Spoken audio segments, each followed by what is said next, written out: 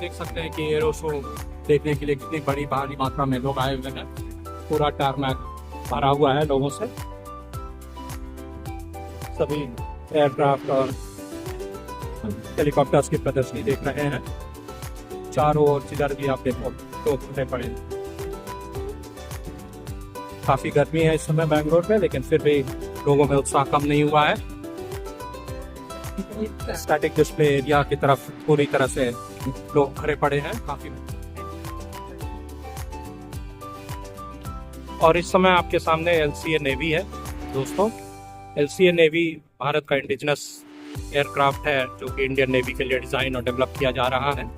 अभी यह test phase में है और इसने अभी तक day deck landing INS Vikramaditya और INS विक्रांत पर 2020 और 2023 में रिस्पेक्टिवली दिखाया है।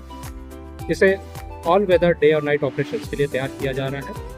यह भारतीय वायुसेना के जो LCA तेजस है उसी का एक रूप है LCA नेवी। इसमें डेक पर उतरने के लिए एक हुक लगा होता है जिससे कि ये अरेस्टिंग वायर को पकड़कर लैंड करता है। और हमारे जो दो विमान वाहक युद्धपोत हैं INS विक्रमादित्य और INS विक्रांत, उस पर इसने डे डेक लैंडिंग डिमॉन्स्ट्रेट कर लिया है।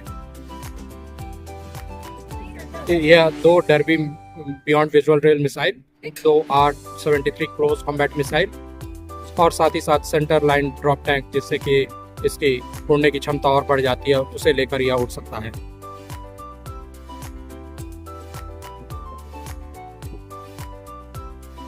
आप देख सकते हैं कि इसके नीचे एक ड्रॉप टैंक लगाया गया है। इसी में अधिक ईंधन लेकर यह उड़ सकता है और इसकी रेंज और बढ़ जाती है। साथ ही साथ इसके आप वेपन्स हार्ड पॉइंट्स भी देख सकते हैं जहां पर मिसाइल्स लगी हुई हैं, डर्बी मिसाइल बीच में। साथ ही एक ड्रॉप टैंक भी है और उसके बाद एक और वेपन्स हार्ड पॉइंट अन्य मिसाइल कैरी करने के लिए। अभी यह टेस्टिंग फेज में है। आने वाले कुछ सालों में उम्मीद है कि यह भारतीय नौसेना में शामिल हो जाएगा।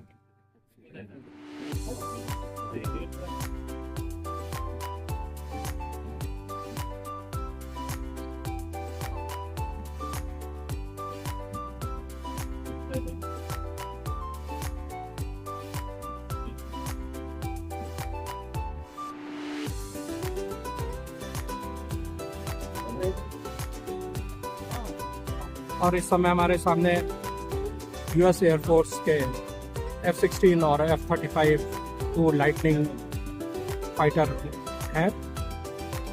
F-35 लाइटनिंग जो है वो अमेरिका का स्टेल्थ फाइटर है और नेटो के कई देशों में भी यह शामिल है, उसकी वायुसेना में शामिल है। यह इस समय अमेरिका का दूसरा स्टेल्थ फाइटर है जो कि एक्टिव सर्विस में है। पहला F-22 है। और उसके साथ आप देख सकते हैं कि F-16 जिसे फाइटिंग फैल्कन के नाम से भी जाना जाता है, वह भी उसके बगल में खड़ा है। F-16 एक काफ़ी पुराना फाइटर एयरक्राफ्ट है जो कि 1970s में पहली बार उड़ा था, लेकिन अभी भी एक्टिव सर्विस में है। काफ़ी लंबे समय से ये एक्टिव सर्विस में और काफ़ी ज़्यादा देश इस फाइटर एयरक्राफ्ट का इस्तेमाल करते हैं। अमेरिका, नेटो के अलावा भी कई अन्य देश इसका इस्तेमाल करते हैं।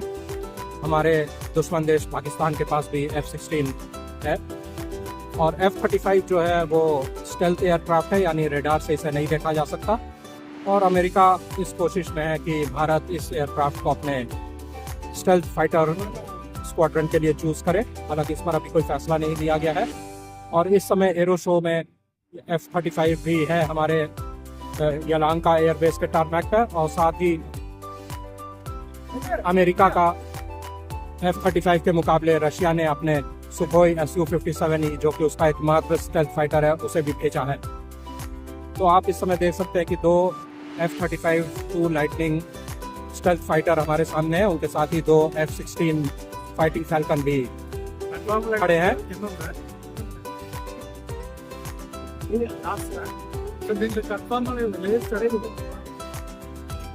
यह है इंडियन एयरफोर्स का जैगुआर डारिन 3 जो कि यूनाइटेड किंगडम द्वारा डिज़ाइन और डेवलप किया गया और जिसे Hindustan aeronauticals limited license production करता है इंडिया में। यह ग्राउंड अटैक फाइटर एयरक्राफ्ट है और इंडियन एयरफोर्स का एक ओल्ड वॉर हॉर्स है और काफ़ी समय से अपनी सेवाएं दे रहा है भारतीय वायुसेना में।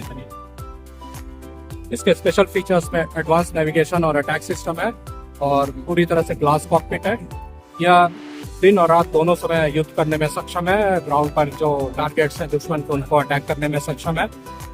और यह एरियल रिफ्यूलिंग भी इसमें की जा सकती है, तो इससे इसके उड़ने की क्षमता काफ़ी ज़्यादा बढ़ जाती है।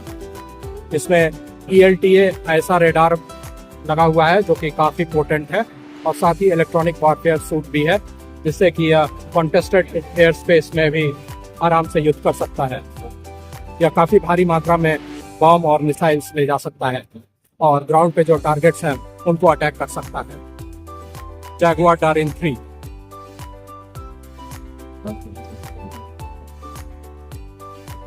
और इस समय हमारे सामने रफाल फाइटर जेट है, जो कि इंडियन एयरफोर्स का नवीनतम लड़ाकू विमान है। फ्रांस द्वारा निर्मित यह फाइटर जेट अभी कुछ साल पहले ही इंडियन एयरफोर्स में शामिल हुआ है, और इसके 2 स्क्वाड्रन इस समय इंडियन एयरफोर्स में है। पहला अम्बाला में और दूसरा हाशिमारा में पोस्टेड है। सुखोई Su-30 MKI के साथ मिलकर रफाल एक बहुत ही पोटेंट फोर्स बनाता है इंडियन एयरफोर्स को। 4.5 जनरेशन का यह फाइटर एयरक्राफ्ट का इलेक्ट्रॉनिक वारफेयर सूट काफ़ी एडवांस्ड है, और काफ़ी कॉन्टेस्टेड एयर स्पेस में भी यह अपनी पूरी क्षमता के साथ लड़ाई कर सकता है। और रफाल फाइटर जेट इस समय आपके सामने देखिए, इसका एरियल रिफ्यूलिंग प्रोब भी निकला हुआ है, जिससे कि जिसके द्वारा इसे उड़ते हुए भी इसमें ईंधन भरा जा सकता है, और इसके उड़ने की क्षमता और अधिक बढ़ जाती है। यह बियॉन्ड विजुअल रेंज मिसाइल्स भी कैरी करता है, और दुश्मन के हवाई जहाज को, लड़ाकू हवाई जहाज को काफ़ी दूर से मार गिरा सकता है। और यह है भारतीय वायुसेना का एक पुराना और मजबूत हेलीकॉप्टर Mi-75 V5, जो कि काफ़ी समय से इंडियन एयरफोर्स में है।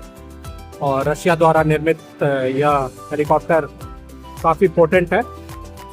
इसका मल्टी रोल इस्तेमाल होता है। आप देख सकते हैं कि इसमें रॉकेट्स फायर करने के लिए भी लगे हुए हैं, और साथ ही यह मिसाइल्स भी फायर कर सकता है। इसके साथ ही यह कुछ ट्रूप्स को भी कैरी कर सकता है बैटलफील्ड में, और उन्हें काफ़ी हाई एल्टीट्यूड पर भी उतार सकता है। इस तरह यह जो हेलीकॉप्टर है वो भारतीय वायुसेना का काफ़ी इम्पोर्टेंट सदस्य है, काफ़ी महत्वपूर्ण रोल प्ले करता है। इसमें काफ़ी ज़्यादा एडवांस एवियोनिक्स लगे हैं, साथ ही साथ इमरजेंसी में फ्लोटिंग सिस्टम भी, और वायर स्ट्राइक प्रोटेक्शन सिस्टम भी लगा हुआ है। इसमें विंच भी लगा हुआ है, जिसके द्वारा यह हवा में उड़ते हुए ही ज़मीन से किसी घायल सैनिक को या साजो सामान को ऊपर उठा सकता है। साथ ही बॉम्बी बकेट सिस्टम भी लगा हुआ है, जिसके द्वारा अगर कहीं आग लगती है तो उसमें पानी भर कर ले जाया जा सकता है, आग को बुझाया जा सकता है। Mi-17 V5।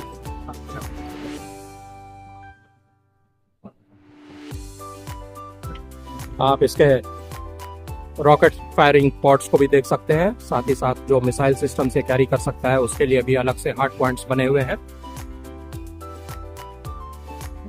साथ ही साथ इसमें एक रोटेटिंग गन भी होता है, जिसके द्वारा ऊपर से फायरिंग की जा सकती है दुश्मन पर।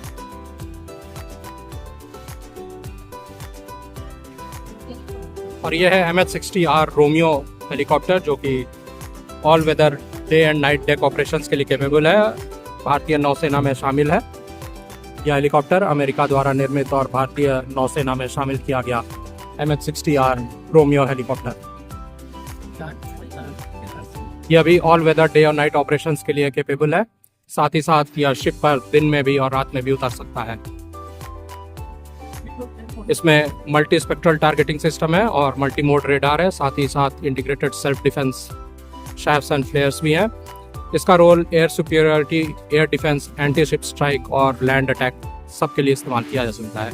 यानी यह समुद्र के ऊपर भी लड़ाई कर सकता है और ज़मीन पर टारगेट्स को भी हिट कर सकता है। MH-60R रोमियो अमेरिका द्वारा निर्मित और भारतीय नौसेना में शामिल।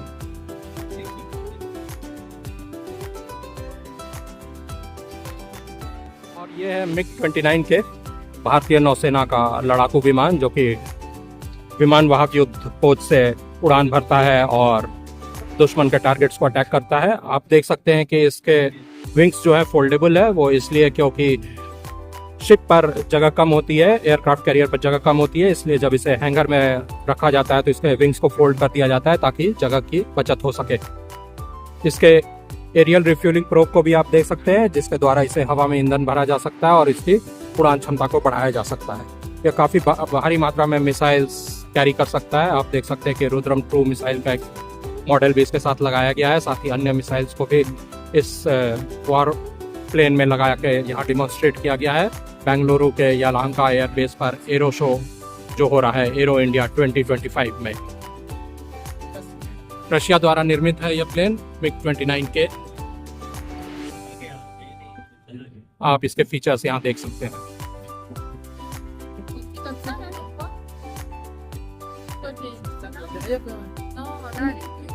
यह है इंडियन नेवी का सी किंग 42B हेलीकॉप्टर, जो कि दिन और रात दोनों में ऑपरेट करने के लिए सक्षम है। साथ ही साथ यह भारतीय नौसेना के किसी भी शिप पर जिस पे हेलीकॉप्टर लैंडिंग की सुविधा है उस पर उतारा जा सकता है और उससे टेक ऑफ भी कर सकता है। यूनाइटेड किंगडम द्वारा निर्मित यह हेलीकॉप्टर इस समय भारतीय नौसेना में शामिल है। इसके फीचर्स आप यहाँ देख सकते हैं। इसका जो मेन रोल है वो anti surface warfare, anti submarine warfare और सर्च और रेस्क्यू में, यानी शिप जो पानी के ऊपर तैरती है और सबमरीन जो पानी के अंदर रहती है, दोनों को यह टारगेट और अटैक कर सकता है। साथ ही सर्च और रेस्क्यू मिशन के लिए भी इसका इस्तेमाल किया जाता है।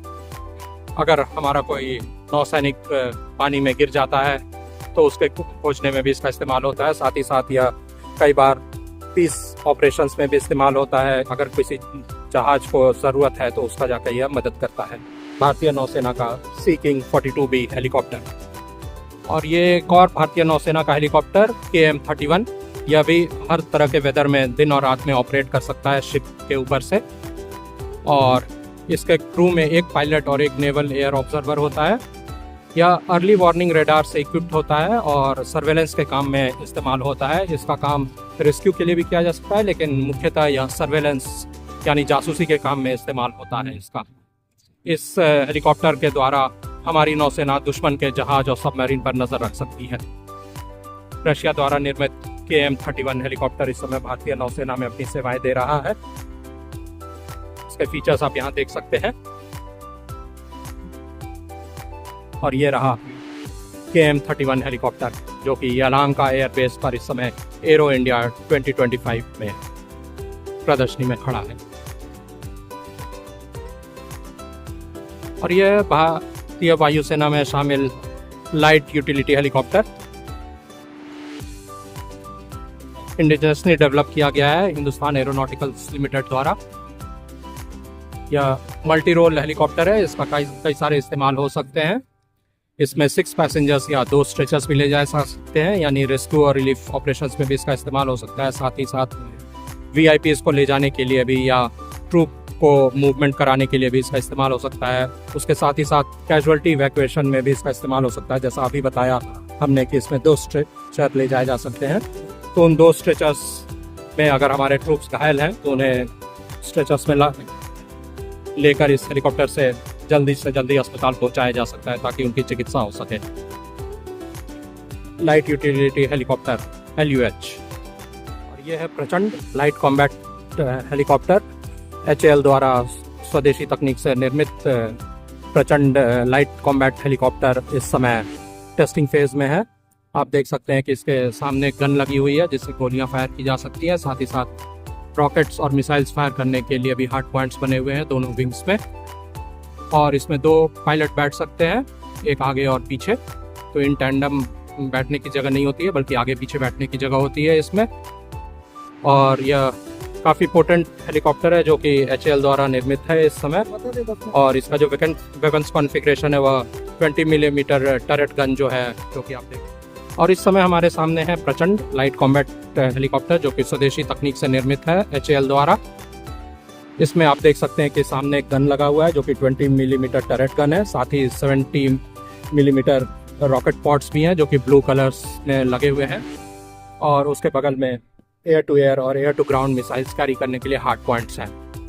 तो यह काफ़ी पोटेंट हेलीकॉप्टर है, काफ़ी ज़्यादा आक्रामक क्षमता है इसमें 2 पायलट बैठ सकते हैं एक दूसरे के पीछे। और ग्लास कॉकपिट आप देख सकते हैं जैसा कि इसमें है। और यह स्वदेशी तकनीक से निर्मित है। इसका जो स्ट्रक्चर है वह काफ़ी क्रैश वर्दी है, तो काफ़ी तेज़ी से भी अगर ये हेलीकॉप्टर नीचे गिरता है तो सर्वाइबिलिटी की पॉसिबिलिटी काफ़ी ज़्यादा रहती है। साथ ही आर्मर पैनल है जो कि बेटर सर्वाइबिलिटी इंश्योर करता है, तो इस पर गोलियों का जल्दी असर नहीं होता है। दुश्मन अगर इस पर नीचे से गोली दागे तो ज़्यादा असर नहीं होगा। और इसके जो वेपन्स है वो दुश्मन के टारगेट्स को नेस्तनाबूद करने में पूरी तरह से सक्षम है। इसके फीचर्स आप यहाँ देख सकते हैं।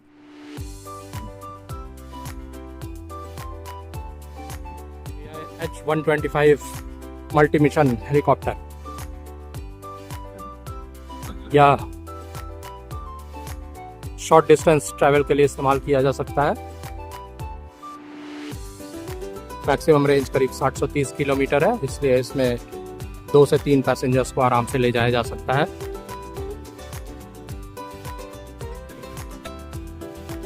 एयरबस द्वारा निर्मित H-125, इसमें 1 या 2 पायलट प्लस 3 से 4 सीट्स होती हैं, या 1 पायलट और 6 सीट हो सकती है। साथ ही साथ इसमें एक स्ट्रेचर भी लगाया जा सकता है, 1 पायलट 1 स्ट्रेचर और 2 सीट, यानी अगर इसका इस्तेमाल रिलीफ और रेस्क्यू मिशन के लिए किया जाए तो घायलों को इसमें ले जाया जा सकता है।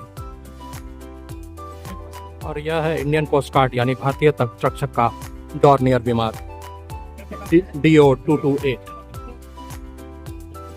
Twin engine turboprop state of the art avionics और सेंसर्स है, जो कि रिकॉनेंस और सर्च और रेस्क्यू मिशन के लिए इस्तेमाल होते हैं, या मैरीटाइम मिशंस यानी समुद्र के ऊपर जो मिशंस होते हैं उनको अंजाम देने में पूरी तरह सक्षम। रिलीफ और रेस्क्यू के लिए भी, ऑपरेशन के लिए भी इसका इस्तेमाल किया जा सकता है, और साथ ही साथ जासूसी यानी रिकॉनेंस के लिए भी इस्तेमाल किया जा सकता है। इस पर जो दुश्मन के जहाज हैं उन पर नज़र रखी जा सकती है डॉर्नियर इंडियन कोस्ट गार्ड का। और यह एक और डॉर्नियर है जो कि इंडियन एयरफोर्स का है, DO-228 NG यानी नेक्स्ट जनरेशन। इसे इंडिया में ही बनाया गया है और इसका इस्तेमाल कम्युनिकेशन ड्यूटीज़ और कैश इवैक्यूएशन यानी कैजुअल्टी इवैक्यूएशन के लिए होता है। अगर हमारे सैनिक कहीं घायल हैं या फिर कोई प्राकृतिक आपदा आई है तो सिविलियंस को भी रेस्क्यू करने के लिए इसका इस्तेमाल किया जाता है। यह इंडियन एयरफोर्स में शामिल है, DO-228 NG।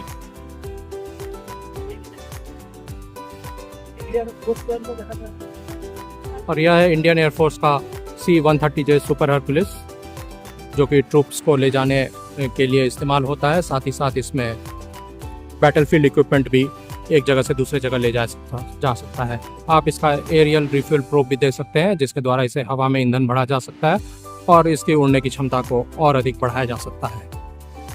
अमेरिका द्वारा निर्मित C-130J सुपर हरकुलिस इस समय भारतीय वायुसेना में शामिल है और काफ़ी इंपॉर्टेंट रोल प्ले करता है हाई एल्टीट्यूड पर हमारे ट्रूप्स को पहुंचाने के लिए। साथ ही साथ बैटलफील्ड इक्विपमेंट जैसे कि टैंक्स हो गए या आर्मर्ड पर्सनल व्हीकल हो गए या जीप्स हो गई, उन्हें भी पहुंचाने में यह मदद करता है। काफ़ी छोटे रनवे पर भी उतर सकता है, अनपेव्ड रनवे पर भी उतर सकता है। हमने देखा है कि लेह की काफ़ी ऊंचाई पर भी यह उतरने में पूरी तरह सक्षम है और दिन और रात दोनों में उस तरह की हवाई अड्डों पर उतर सकता है जहाँ की एयरक्राफ्ट को उतरने में, आम एयरक्राफ्ट को उतरने में दिक्कत होगी, उस तरह के एयरफील्ड पर भी यह आराम से उतर सकता है।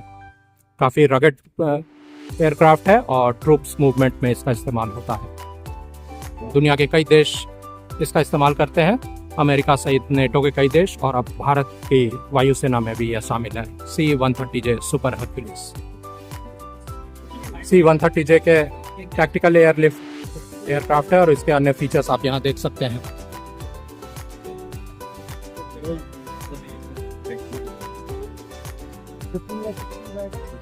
और इस समय हमारे सामने है रशिया का स्टेल्थ फाइटर सुखोई Su-57E, जिसे नेटो कोड नेम फेलोन के नाम से भी जाना जाता है।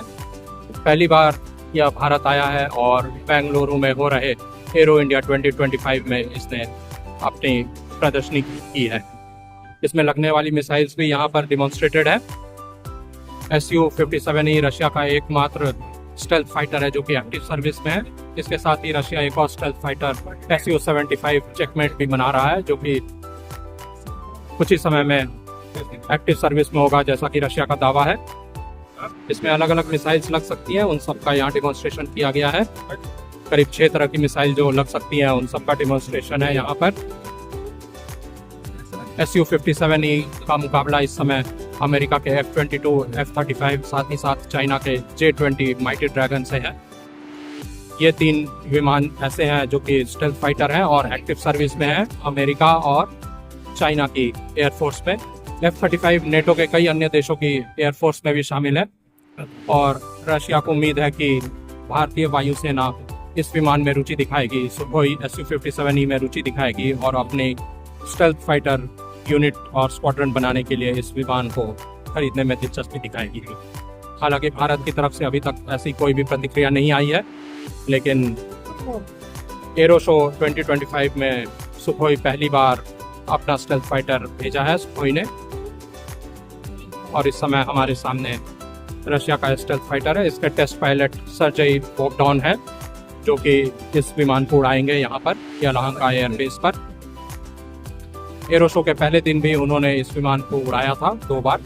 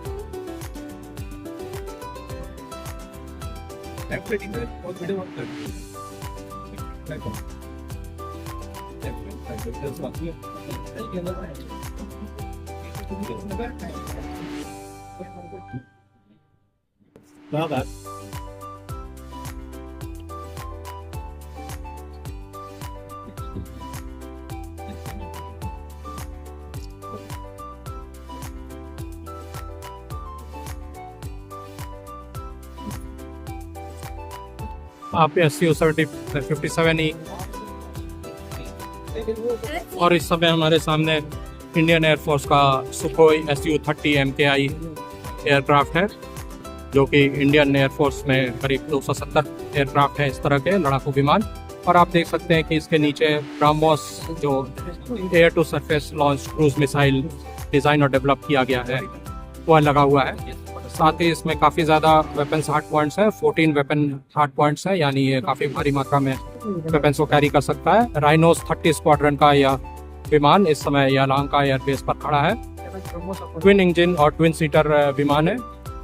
एरियल रिफ्यूलिंग बेस पे की जा सकती है। आप इसके प्रोब को देख सकते हैं, जो कि अभी रिट्रैक्टेड है, यानी अंदर है। या प्रोब को बाहर निकाल कर इसे हवा में ईंधन इसमें भरा जा सकता है और इसकी उड़ने की क्षमता को और अधिक बढ़ाया जा सकता है। अगर इसमें एरियल रिफ्यूलिंग की जाए तो यह करीब 10,000 किलोमीटर तक बिना उतरे उड़ान भर सकता है। 10 घंटे तक इसकी उड़ान क्षमता होती है और यह काफ़ी पोटेंट एयरक्राफ्ट है। ब्रह्मोस मिसाइल लगाने के लिए भारतीय वायुसेना के कुछ सुखोइस को थोड़ा सा मॉडिफाई किया गया, उनमें से यह एक विमान है जो कि इस समय येलहांका एयरबेस पर खड़ा है। और यहाँ पर आप सुखोई 30 MKI के फीचर्स देख सकते हैं। रशिया ओरिजिन का यह विमान इस समय HAL द्वारा भारत में असेंबल किया जाता है। स्ट्रैटेजिक और multi role superior air superiority fighter है यह, और इस विमान से भारतीय सेना को काफ़ी शक्ति मिलती है। भारतीय वायुसेना का इम्पोर्टेंट लड़ाकू विमान सुखोई 30 MKI।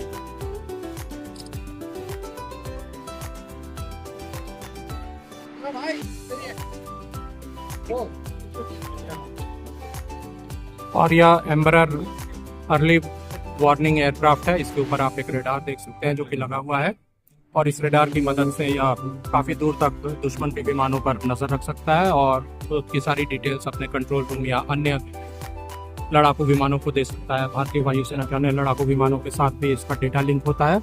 इसका एरियल प्रोब भी आप देख सकते हैं, जिससे कि इसमें हवा में उड़ते हुए ईंधन भरा जा सकता है और इसकी उड़ने की क्षमता को और अधिक बढ़ाया जा सकता है।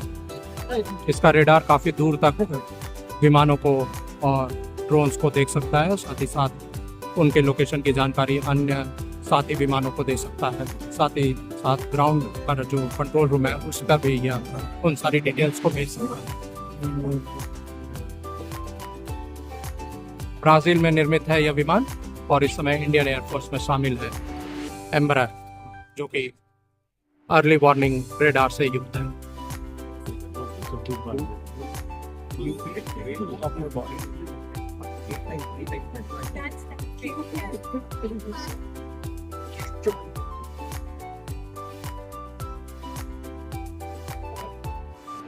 और इस समय हमारे सामने है C-295 एयरक्राफ्ट इंडियन एयरफोर्स का, जो कि medium lift tactical transport aircraft है। इसमें कुछ ट्रूप्स को भी ले जाया जा सकता है, साथ ही साथ सेना के लिए ज़रूरी साजो सामान को भी ले जाया जा सकता है।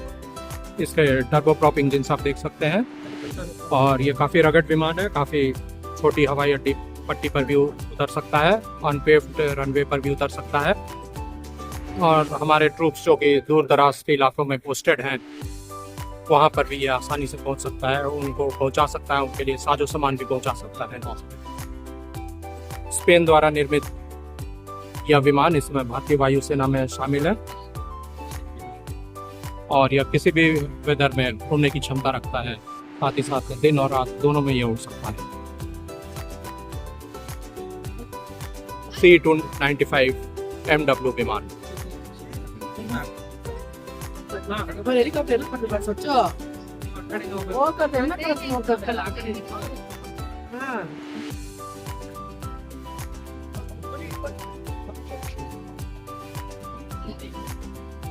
और इस समय हमारे सामने C-390 मिलेनियम ब्राज़ील एयरफोर्स का विमान। ब्राज़ील ने भी अपना यह विमान भेजा है एरो इंडिया 2025 में। ब्राज़ील का विमान यलांका एयरबेस है रनवे पर C-390 मिलेनियम एम्बरर द्वारा निर्मित यह विमान है। और इस समय हमारे सामने लुफ्टवाफे यानी जर्मन एयरफोर्स का यह टैक्टिकल एयरलिफ्ट ट्रूप ट्रांसपोर्टेशन में इस्तेमाल होने वाला एयरक्राफ्ट है। जर्मनी की एयरफोर्स ने भी यह विमान एरो इंडिया 2025 में भेजा है। आप इसका रिफ्यूलिंग प्रोब भी देख सकते हैं। इसमें ट्रूप्स को भी ले जाया जा सकता है, साथ ही साथ छोटे इक्विपमेंट व्हीकल्स जीप ट्रक्स को भी ले जाया जा सकता है एक से दूसरी जगह। इसमें 4 टर्बो प्रॉप इंजन है, दोनों विंग्स पर 2। आप ये देख सकते हैं 2 टर्बो प्रॉप इंजन इसका लुफ्टवाफे का यह टैक्टिकल एयरलिफ्ट विमान। और ये है इंडियन एयरफोर्स का तेजस LCA light combat aircraft, indigenously develop किया हुआ, डिज़ाइन किया हुआ, जो कि इस समय भारतीय वायुसेना में शामिल है। 2 स्क्वाड्रन इसके इंडियन एयरफोर्स में इस समय है, सुलूर में बेस्ड दोनों स्क्वाड्रन। और यह शानदार एयरक्राफ्ट पूरी तरह से इंडिया में ही बनाया गया है। इसका डिज़ाइन डेवलपमेंट सब कुछ इंडिया में ही हुआ है। और यह इसके फीचर्स है। यह जो वर्जन है वो MK-1A वर्जन है। आप इसके फीचर्स देख सकते हैं। मल्टी रोल मल्टी मिशन है और सुपरसोनिक फाइटर है। अपनी वेट कैटेगरी में सबसे हल्का फाइटर है पूरे दुनिया में, पूरे विश्व में। इससे हल्का फाइटर अभी तक किसी भी कंट्री ने नहीं बनाया है। और यह ज़मीन के ऊपर भी युद्ध कर सकता है, साथ ही साथ समुद्र के ऊपर भी शिप्स को टारगेट कर सकता है। इसमें आईसा रेडार लगा हुआ है, साथ ही इलेक्ट्रॉनिक वारफेयर सूट भी लगा हुआ है। काउंटर मेजर्स भी हैं, अगर इस पर अटैक होता है तो ये अपने आप को बचाने में पूरी तरह सक्षम। और इसका जो रेडियो जैम रेजिस्टेंस है, यानी अगर दुश्मन इसके रेडियो को जैम करने की कोशिश करे तो असफल नहीं होगा। इसमें लेज़र गाइडेड वेपन्स भी ले जा सकते हैं और लेज़र डेस्टिनेशन पॉट्स भी है, जिसके द्वारा यह टारगेट कर सकता है दुश्मन के निशानों को और उन पर बम या मिसाइल से हमला कर सकता है।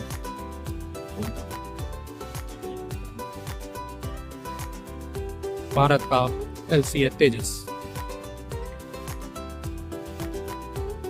इसमें एरियल रिफ्यूलिंग प्रोब भी है, साथ ही ड्रॉप टैंक्स ले जाने की भी क्षमता है। और इसके हार्ड पॉइंट्स भी आप देख सकते हैं, जहाँ पे मिसाइल्स और बम को कैरी कर सकता है यह विमान।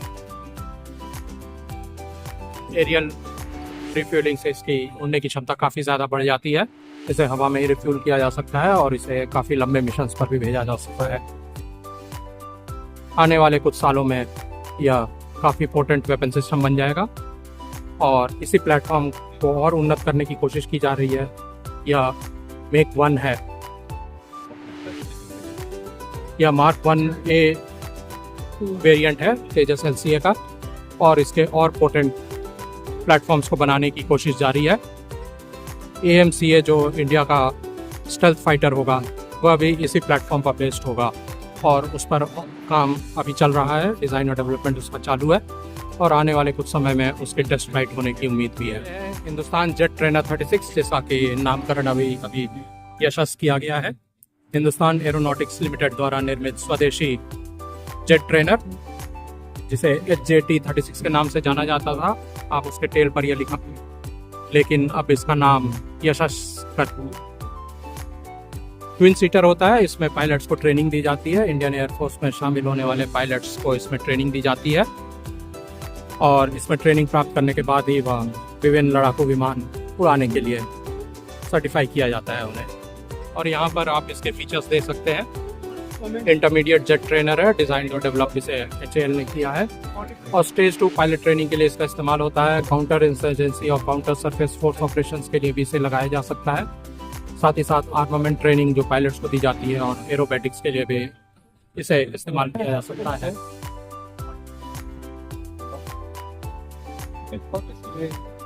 इसकी जो मैक्सिमम स्पीड है वो 750 किलोमीटर प्रति घंटे है और सर्विस सीलिंग 2000 मीटर यानी 9 किलोमीटर की ऊंचाई तक ये उड़ सकता है। मैक्सिमम G जो इसमें होता है वो +7 होता है और मिनिमम जो होता है -2.5 G।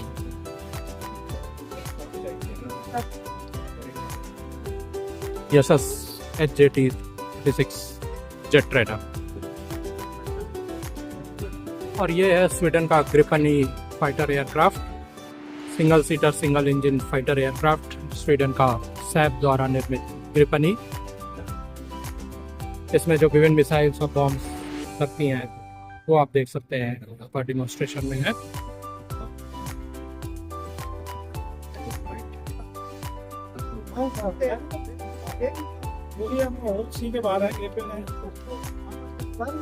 कई तरह की मिसाइल्स हैं, Spear EW, Spear, Mauser PK-27, Brimstone. ये ग्रिपनी के बारे में अलग अलग फैक्ट्स दिए गए हैं।